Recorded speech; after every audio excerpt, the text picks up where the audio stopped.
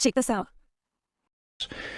I have read literally thousands of books on modern psychology, metaphysics, ancient magic, voodooism, yogism, theosophy, Christian science, unity, truth, new thought, and many other dealings. It's what I call mind stuff.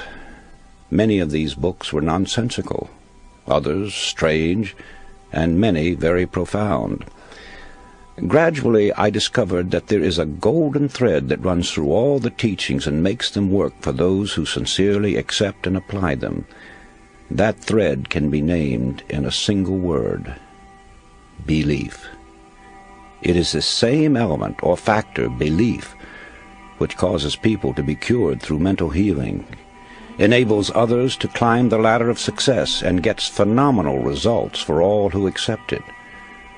Why belief is a miracle worker is something that cannot be satisfactorily explained, but have no doubt about it. There's genuine magic in believing. The magic of believing became a phrase around which my thoughts steadily revolved. I've tried to put down these thoughts as simply and as clearly as I could, so that everyone can understand. My hope is that anyone who listens will be helped in reaching their goal in life. So, you begin with desire if you ever hope to achieve anything or gain more than you have now. However, as we shall see, there is more to it than mere desire. It has been said that thought attracts that upon which it is directed. Thought attracts that upon which it is directed. It was Job who said, "For the thing which I greatly feared is come upon me." Our fearful thoughts are just as creative or just as magnetic in attracting troubles to us as are the constructive and positive ones in attracting positive results. So no matter what the character of the thought, it does create after its kind. When this sinks into a man's consciousness, he gets some inkling of the awe-inspiring power which is his to use. I cling to the theory that while thoughts do create and exercise control far beyond any limits yet known to man, they create only according to their pitch, intensity, emotional quality, depth of feeling, or vibratory plane. In other words, comparable to the wavelength and wattage of a radio station, thoughts have a creative or controlling force in the exact ratio of their constancy, intensity, and power. Let me try to clarify that. While many explanations have been offered, no one knows whether thought is a form of electrical energy or something else yet to be defined. But I have been an experimenter in that branch of electricity known as high frequency, pioneered by the great genius Nikola Tesla. And whenever I think of thought and its radiations and vibrations, I instinctively link them up with electricity and its phenomena. In this manner they become more understandable to me. All persons living in high altitudes have felt and sometimes observed the electric spark resulting from walking across the room, then touching some metallic substance. That, of course, is a form of static electricity generated by friction.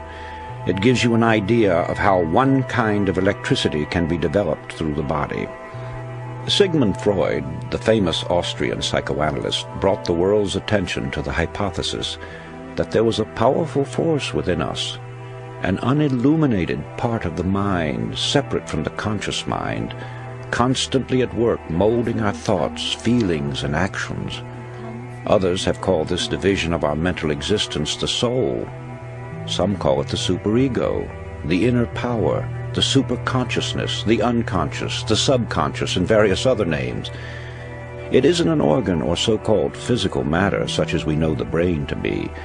Nevertheless, it is there, and from the beginning of recorded time, man has known that it exists. The ancients often referred to it as the spirit. Paracelsus called it the will. Others have called it the mind, an adjunct to the brain. Some have referred to it as conscience, the creator of the still, small voice within. Still others called it intelligence, and have asserted that it is a part of the supreme intelligence to which we are all linked. No matter what we call it, I prefer the word subconscious. It is recognized as the essence of life, and the limits of its powers are unknown. It never sleeps. It comes to our support in times of great trouble. It warns us of impending danger. Often it aids us in what seems impossible. It guides us in many ways, and when properly employed, performs so-called miracles. Perhaps the most effective method of bringing the subconscious into practical action is through the process of making mental pictures, using the imagination, perfecting an image of the thing or situation as you would have it exist in physical form. This is usually referred to as visualization. However, before this visualization can work, you must really believe. I refer now to deep-seated belief, a firm and positive conviction that goes through every fiber of your being. When you believe it heart and soul, as the saying goes. Now call it a phase of emotion, a spiritual force, a type of electrical vibration, anything you please, but that's the force that brings outstanding results. It sets the law of attraction into operation and enables sustained thought to correlate with its object. This belief changes the tempo of the mind or thought frequency, and like a huge magnet, draws the subconscious forces into play, changing your whole aura and affecting everything about you, and often people and objects at great distances. It brings into your individual sphere of life results that are sometimes startling. After studying the various mystical religions and different teachings and systems of mind stuff, one is impressed with the fact that they all have the same basic modus operandi, and that is through repetition. The repeating of certain mantras, words, formulas, or just plain mumbo-jumbo is common with witch doctors, voodoo high priests, hexers, and many other followers of strange cults. They use them to evoke the spirits or work black magic. One finds the same principle at work in chants, incantations, litanies, daily lessons. Also the frequent praying of the Buddhists and Muslims alike, the affirmation of the Theosophists and the followers of unity, the absolute, truth, new thought, divine science. In fact, it is basic to all religions, although here it is white magic instead of black magic. This brings us to the law of suggestion, through which all forces operating within its limits are capable of producing phenomenal results. That is, it is the power of suggestion and autosuggestion, your own to yourself, or heterosuggestion coming to you from outside sources, that starts the machinery into operation or causes the subconscious mind to begin its creative work. And right here is where the affirmations and repetitions play their part. It's the repetition of the same chant, the same incantation, the same affirmations that lead to belief. And once that belief becomes a deep conviction, things begin to happen. Now, this is the same identical force and the same mechanics that Hitler used in building up the German people to attack the world. A reading of Mein Kampf will verify that. Dr. René Fauvel, a famous French psychologist, explained it by saying that Hitler had a remarkable understanding of the law of suggestion and its different forms of application. It was with uncanny skill and masterly showmanship that he mobilized every instrument of propaganda in his mighty campaign of suggestion. Hitler openly stated that the psychology of suggestion was a terrible weapon in the hands of anyone who knew how to use it. Let's see how he worked it to make the Germans believe what he wanted them to, and once that belief took hold, how they started their campaign of terror. Slogans, huge signs, posters, masked flags appeared throughout Germany. Hitler's picture was everywhere. One Reich, one folk, one leader became the chant. It was heard everywhere.